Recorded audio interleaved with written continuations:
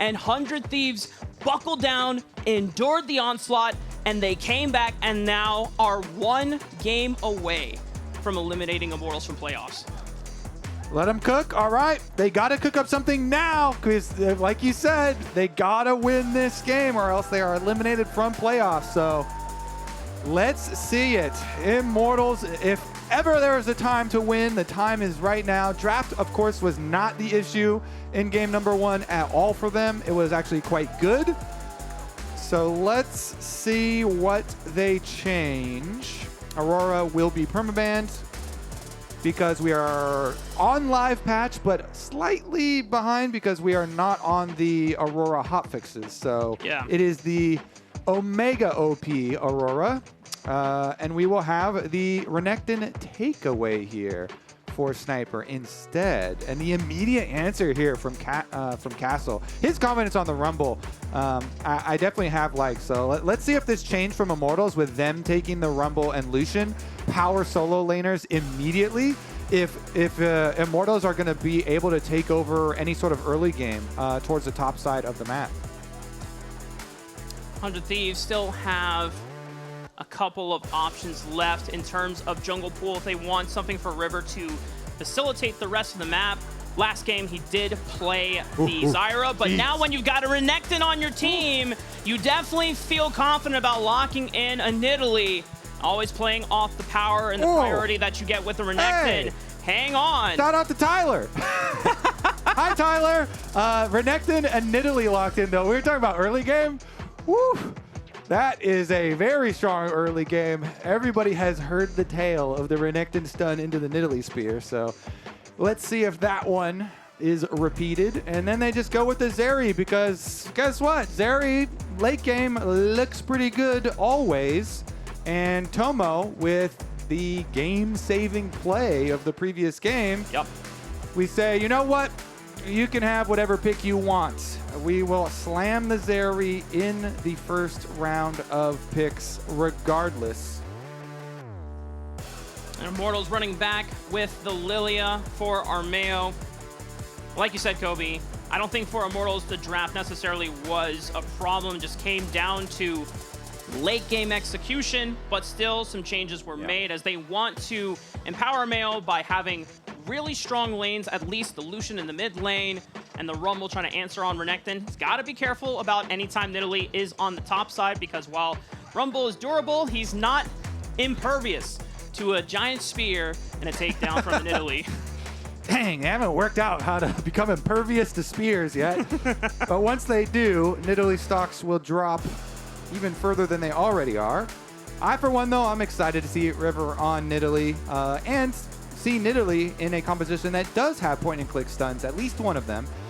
As we see, though, supports taking the majority of the bans, as they largely do in the second half, taking down on all of these frontliner setups. It has been, you know, we still see an enchanter every now and then, but certainly not frequently. It is the meta right now is just so well set up for full engaged supports because every other role doesn't want to have to take that role. You know, someone's got to take up top the laners and mantle. junglers are like, I'm out. I'm on power clear right now, man. That's all you. Top laners are like, I don't want to play a tank either. You know how many counter picks there are for top lane with bruisers and rumble and everything floating around. So you know what? That's all support duty. Yeah, we're both junglers, Kobe, and just a PSA to all the fans at home: if you're playing solo queue and your jungler willingly locks in Sejuani or Maokai, please thank them. Please show them extra love, because in this landscape, you get so outpaced by almost everything else that is strong in the meta. Yeah, I mean, those two though that you mentioned, those are the exceptions. Like, those are so strong that those get permabanned. Sejuani and Vi have been permabanned this series. You mentioned the Maokai. That one, it hasn't been permabanned, but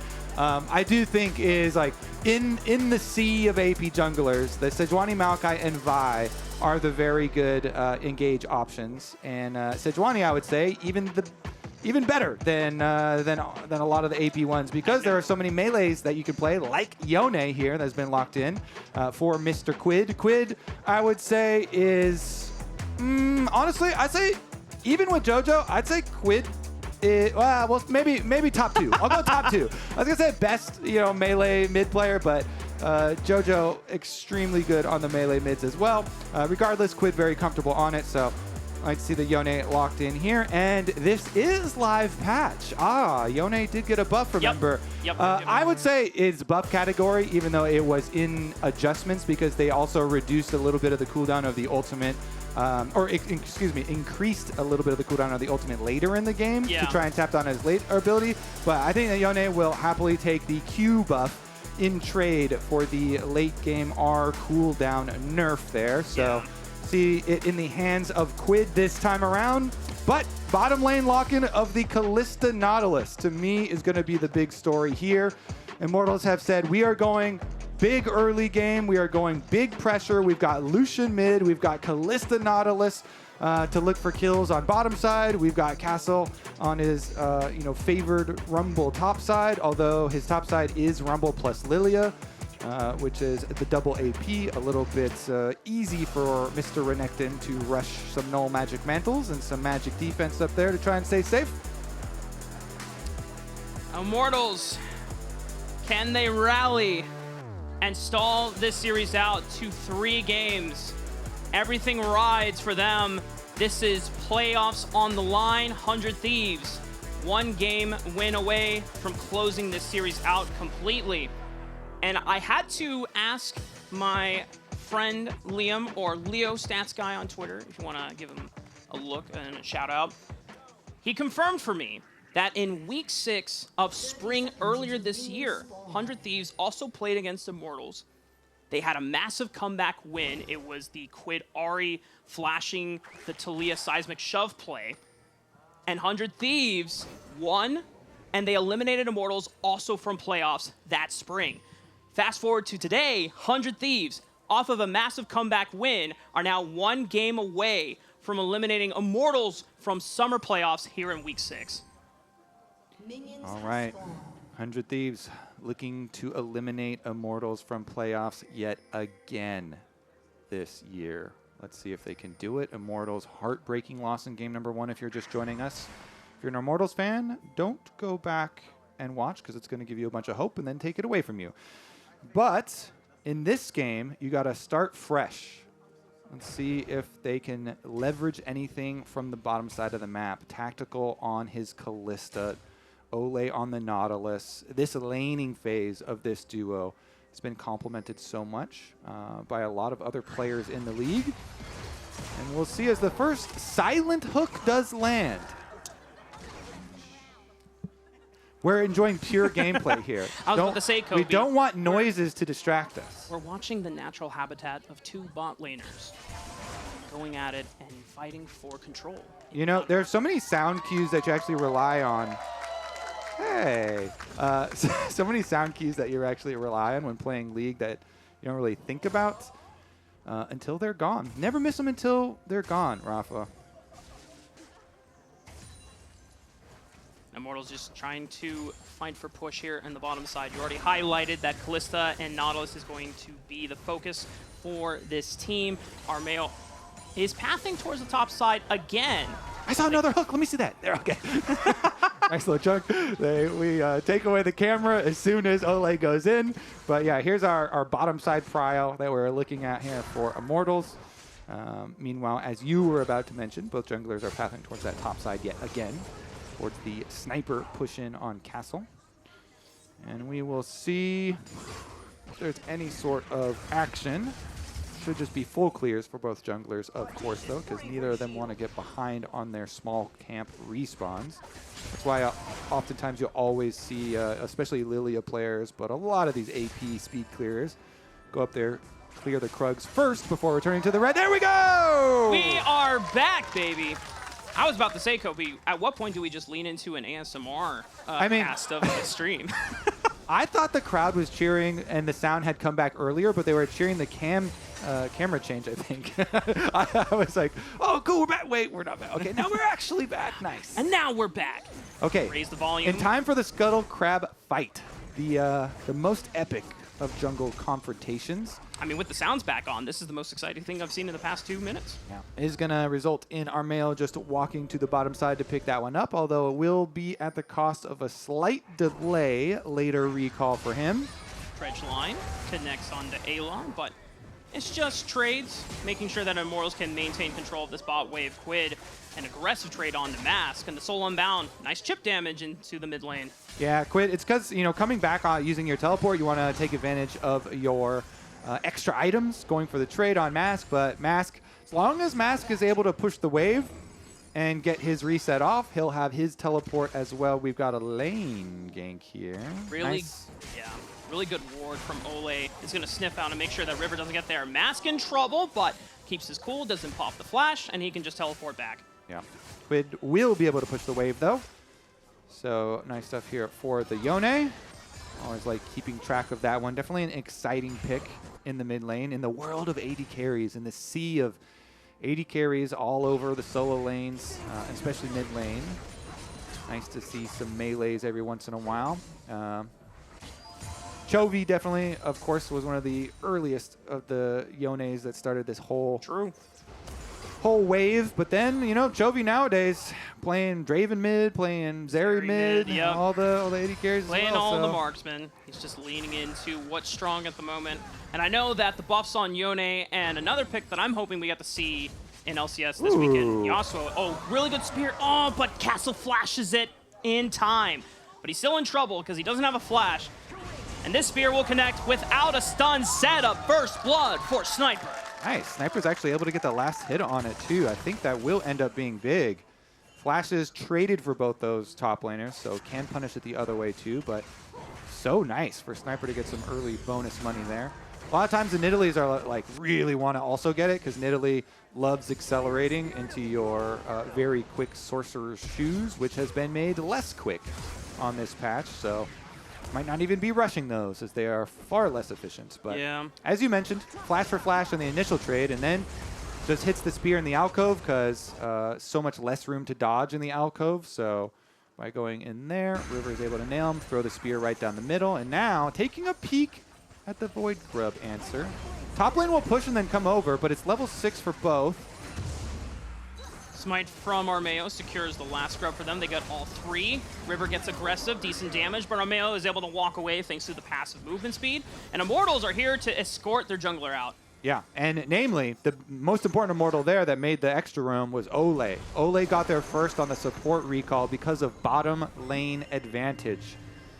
Those are those skirmishes where people, whoever mind, face check.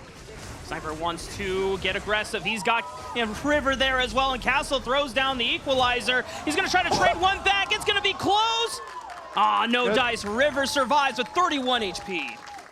Castle is calling jungle diff in the comms right now, but that's what you get when you pick Renekton Nidalee. Nobody's surprised that the Nidalee ganking for the Renekton early on, especially looking at all the other lanes. Like, that Nidalee is going to be camping you up there. And River making the most of his Nidalee pick, which is often criticized, at least especially in our region, and definitely showing up here. Plus, all of the kills that they've gotten for those visits up topside have actually gone into the pockets of Sniper. Now, the price you pay will be the dragon. But again, because Immortals have the Kalista Nautilus with the constant pushing on bottom side, that was probably out of reach anyway. So 100 Thieves are playing to their game plan. And Immortals will take what is actually given this time. There you go. The Ultra Shock Laser from Tomo just takes a quick poke over the wall to see if they maybe could catch Armao, miss-smiting the dragon, but it is secured. And so far, Immortals, a clean objective game. First rotation of Grubs, first dragon, taken off the map.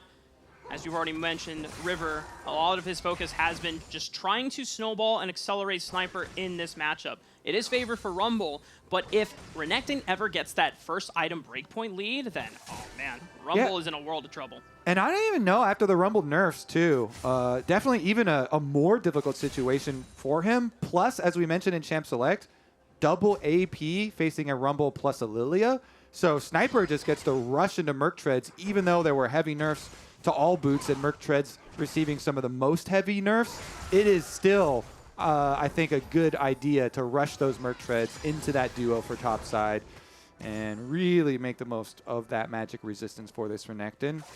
See a nice CS lead for himself after the extra kills and dive too. So really trying to make the most of it. Meanwhile, as you stated, though, Immortals, even just like an early dragon being Mountain Dragon, extra little bit of resistances there for them too. Feels a little bit nice. Here goes River, though. Again, top side. Nidalee's going to be top side a lot. Can he get the... Nice! River comboing the Hunt and Mark into the Empowered Q. Gets that execute damage with the smite, stealing it away from Armao. Yep, Nidalee gets those every day of the week, every time. Nice combo. Turret plate money here for Sniper.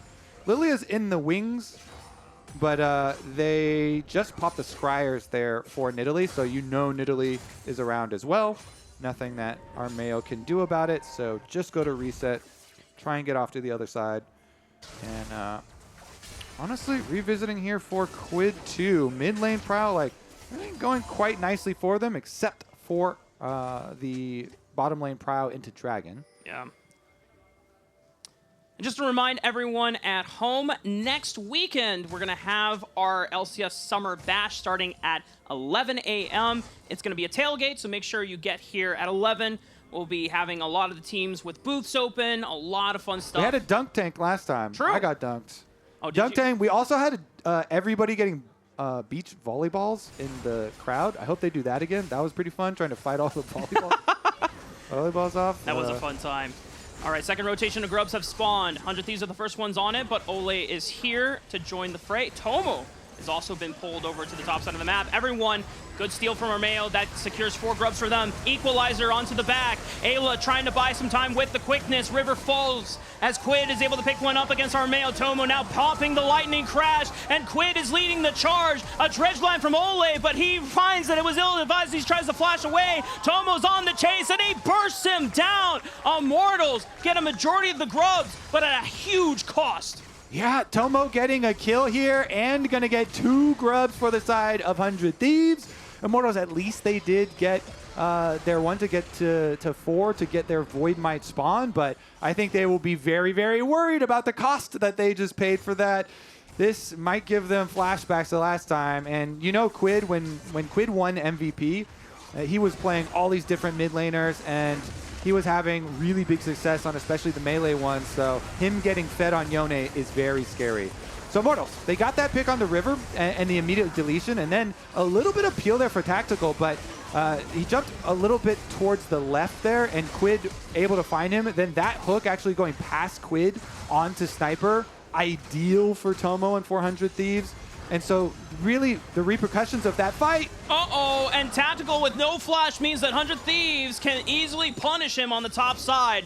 Olleh could have done nothing to save him. Yeah, really, really big stuff for 100 Thieves. I mean, this is what you get when you're playing to your strengths. You overload the top side from the very beginning of the game. Nidalee always playing to the Renekton, and then in these skirmishes, their solo laners doing a lot of work. Tomo collecting some money in this stage ensures that your Zeri is going to scale really well for later on. And you're going to have the early power of the Yone with Quid collecting some too. It's just, it's all really working out quite nicely for them. Here's another look though at the roam. Beautiful stuff from Mr. Eyla there as the Rakan was able to get to the other side of Tactical, and Tactical having no further escapes. And I know that it's been a pain point for, 100 Thieves criticism from social media in the past few weeks around their bot side of the map, but Eyla, between the Alistar game and game 1, had found a lot of crucial picks that netted a lot of those advantages early on, and even the late game fights, setting up Tomo, whether getting those picks in the first place so that he could knock him down, or even stalling the fights of the damage dealers of Immortals. I think Eyla has been playing some of his best League of Legends this summer split in today's series. A lot of things bode well for 100 Thieves in this game, namely the big gold lead, but topside's getting pressured at the moment since they know Dragon's being taken. Let's see what Immortals can do with it. 4 people have been brought to the party.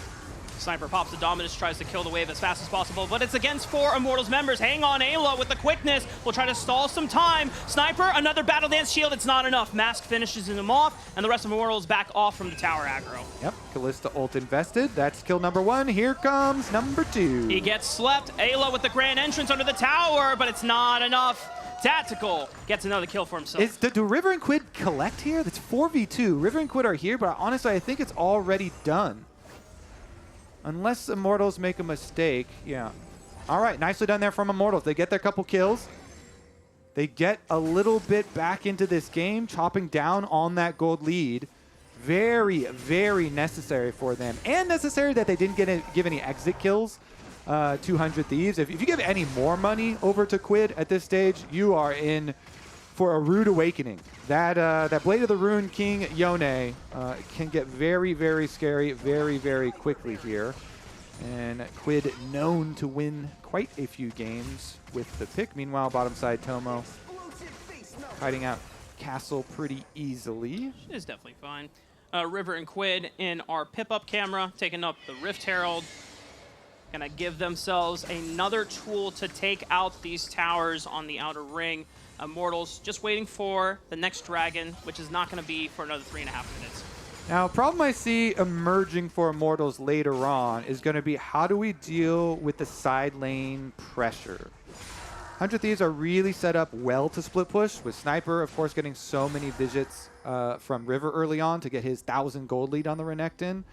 He's going to be a menace split pushing, and then Quid, even though Quid is individually down to Mask, getting the kills here has allowed him to get to his power breakpoints, and so you're going to be dealing with two pretty strong split pushers, and Immortals, I foresee a scenario where they're just going to have to force team fights and make use of their Nautilus, make use of some like Flash Lillia plays to try and punish the rest of 100 Thieves. Unless, if they don't do that, like the map is going to continue like bleed gold. This is a little bit further when the outer towers do go down, but one of those outer towers is under fire at the moment, and Immortals trying to defend. They do call Armao over as well to clean that up, so only a little bit of chip damage done, but of course you always also see all the extra vision that is laid in your jungle after you lost pressure, so it's definitely a big relief that Immortals secured a majority of the grubs this game, because the way that 100 Thieves are playing the map, trying to pressure those turrets, had they gotten the majority of the grubs, I imagine that a lot of these outer turrets would have already been taken out thanks to that power. So Immortals still doing a decent job of controlling their macro play and keeping the game even. And it's very similar to the first game, where both of these teams make small moves, explosive action happens, but no sizable advantages are actually realized. And it's going to come down to later stages in the game where these big engages from both teams are going to matter so much if they connect onto the back. So you don't think 100 Thieves have a pretty sizable advantage right now? Because I think it's pretty sizable with, like, because the map is just going to be really hard for Immortals to retake control of. Like, this tower is dead. Top side is fully warded up if we look at, Immortals jungle. So the difference in this game to me is a lot to comp too, because Immortals drafted really heavily for a lot of their lanes, and they're down so early because of all the Nidalee ganks on top side. So to me, maybe it just seems way more difficult for Immortals to be able to pull that off than last time around. But maybe they've got some magic in their pockets here. Yeah, maybe I'm hopeful on Tactical and Mass to be able to dodge a lot of the engage tools, because none of it other than Renekton is point and click. Eyla does have to go pretty far to charm them with quickness, right? So in my head, if Immortals are playing the execution of these fights well and setting up that fortress, it should be pretty difficult to lock down Mask and Tactical. All right, let's see if they can pull it off. Dragon is coming up very shortly, so let's see what the call is. Do they want to hard force? This jungle is already getting a flash. That's a good sign. That's good. For Immortals at the very least. You mentioned Eyla, though. Once that quickness does come off of cooldown, the return possibility of 100 Thieves really does get there.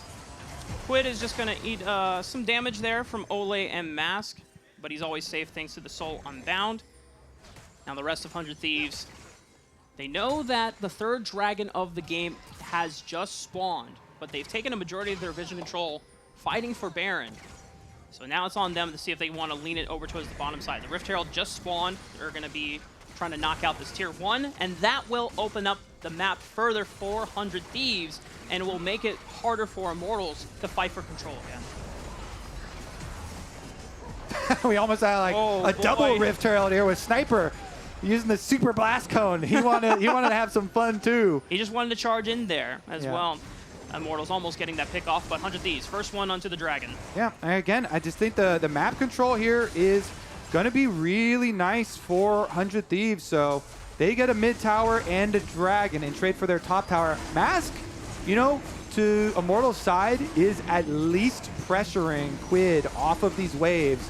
And he has the extra luxury of being able to call the whole rest of his team, since 100 Thieves and Quid know that they don't have any backup for him split pushing, and they have to respect when Mask moves in. So Mask is at the very least able to get the consolation prize and trade back one outer tower taken here for Immortals, and he uses that money on the solo gold from that outer tower to pick up an Essence Reaver on this Lucian.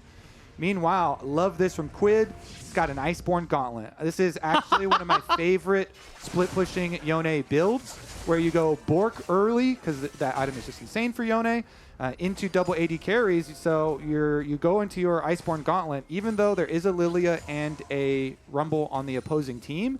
When you have Iceborne, these AD carries just have such a difficult time of dealing with you at all. It is so difficult. So we'll see Quid really be able to harass, especially Kalista and Lucian here, chopping down on their mobility and making it very difficult for them. As we see 4 people on top side, though, Immortals are trying to defend with 3, but 100 Thieves are bringing the extra numbers. Dredge line onto Eyla. Tomo's here for the chase. Quickness, flash right on top of Tactical. Pops the barrier. Still trying to survive, but Quid gets in, and River gets the last blow. Here comes Sniper. He teleported into the fight as well. The equalizer does not deter the 100 Thieves from succeeding with the dive. Now Armao joins the fight, finds a 2-man sleep. Can they follow up? Mask is way too low to dash in aggressively. Tomo and Sniper eating a lot of chip damage as Armao has an angle to get in there. Olleh trying to keep him under the tower. Eyla, grand entrance, Sniper with the flash, and they still outplay it! Mask will fall, and Armao, full HP. Can he salvage this play? Can he find at least one trade? The Q flash, but Tomo, I think, flashed the bluing blows. He's not affected. They're kiting out Armao. River finished off Olleh, and now Armao is completely isolated. Gets in range for 1 Q, but it doesn't matter. 100 Thieves are rolling this game over. That Lillia was giga useless. Oh man, that was really rough for Immortals. And 100 Thieves. Kobe, you know what I said about not having a sizable advantage? I'm so sorry. I take that all back. 100 Thieves have more than a sizable advantage now, and Immortals are in dire straits. Oh man, I love that Tomo had the confidence to call his saving of 100 Thieves before the game too. You know, like I said, I ran into him ahead of even the first game as they were arriving to the studio here, and he was super confident. He was all smiles, really happy to be back on the LCS stage.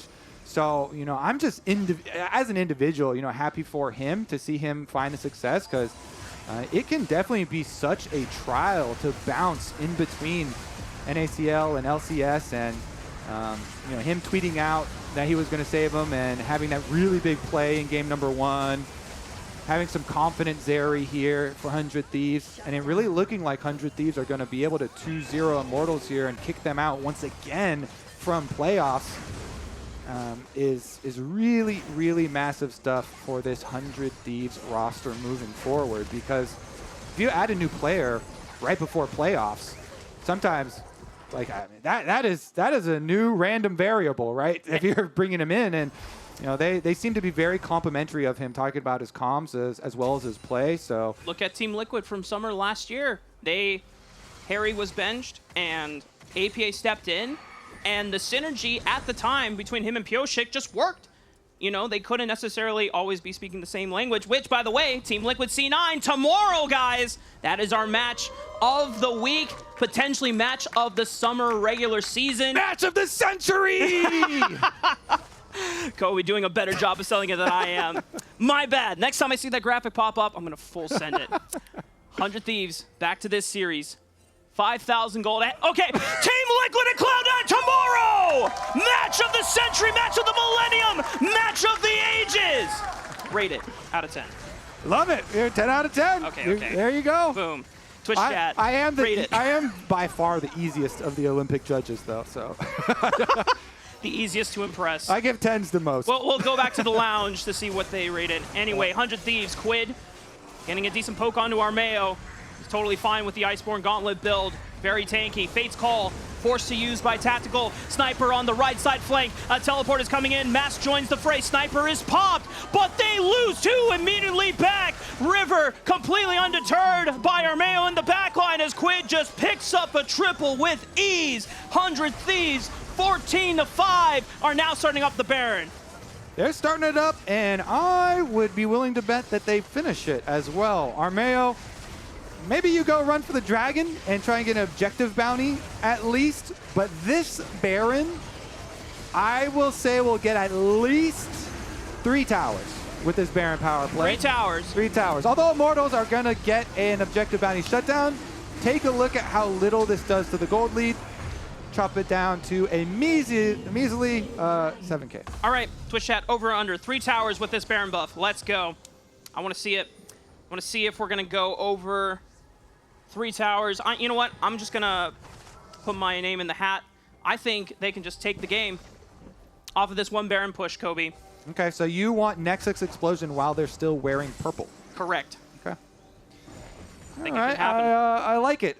One-upping again. Mid lane getting pushed, though. Looks like Sniper down bottom side. Going to have a little bit longer to wait. Meanwhile, I guess they're not going to be able to sync up. Pretty easy, though, to just rotate on over. So continue pushing mid lane plus bottom lane. And then, honestly, just see if Immortals make a mistake on these secondary towers. If I was Immortals, I would not fully commit to a fight on the secondary towers. Wait to inhibitor towers. It's a lot easier to get miracle, game-winning comeback plays on those. Flash from Eyla locks up Mask. Toma tries to follow up, but Mask flashes away from danger. The teleport is canceled due to the turret destruction. Immortals are now going to have to wait on Castle to complete the recall so he can join for the defense of the base. Okay, no QSS or flash for Mask now. 2 towers. That Lucian is very, very worried at the moment.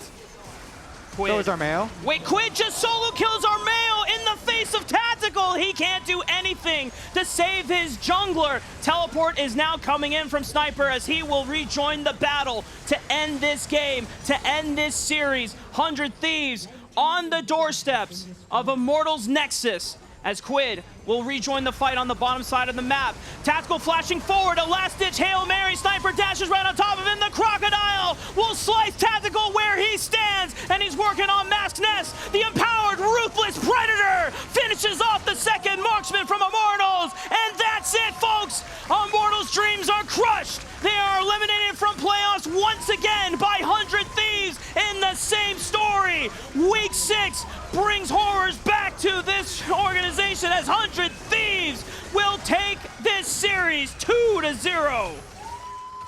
Oh, Armao is going to be the last one to watch as the Nexus explodes and 100 Thieves once again eliminates Immortals from playoffs contention. Tomo is here. He said he's going to save 100 Thieves. And they get a 2-0. Nice Zeri, Mr. Tomo. No deaths in the second game. 100 Thieves in the second game was just, man, they steamrolled them. River on the Nidalee, up top side, playing towards Sniper, towards his Renekton. Quid getting some of those early kills in the Rift Herald fight and becoming an absolute menace. Nice stuff here as 100 Thieves wrap up game number 2. And I know that Sniper mentioned